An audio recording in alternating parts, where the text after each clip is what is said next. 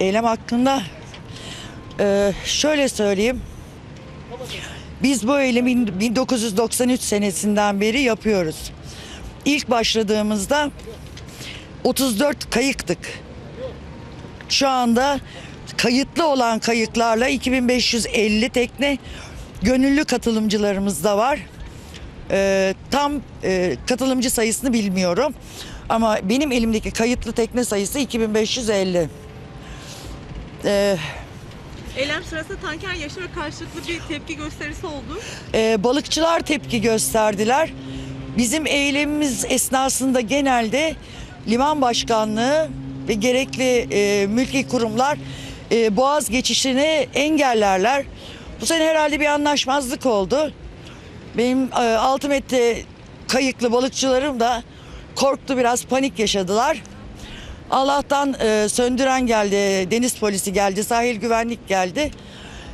Onların desteğiyle bir kaza yaşamadan atlattık tanker geçişlerini. Ama İstanbul Boğazı'nda geçen sene 17 idi.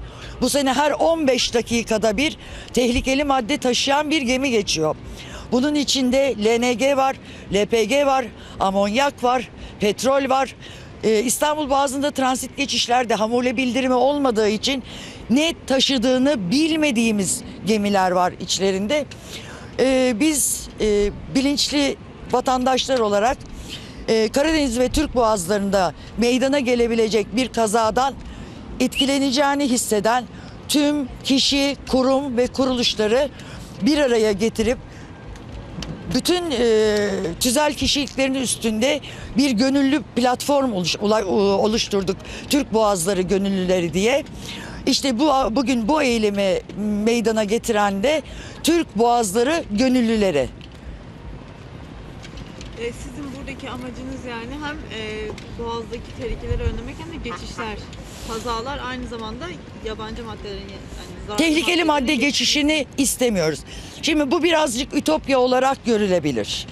Doğrudur, haklıdır. Türk boğazları kuzey petrolünü sıcak denize indiren tek su yolu. O yüzden biraz ütopik olur. Hiç geçmesin demek.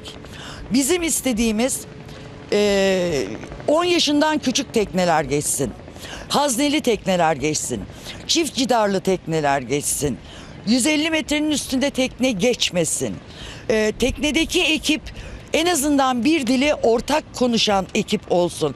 Çünkü öyle ekiplerle biz karşılaşıyoruz ki içinde Malezyalı var, Finli var, Senegalli var, Sudanlı var, Rus var, Hintli var ve birbirlerinin ne dediğini anlamıyorlar.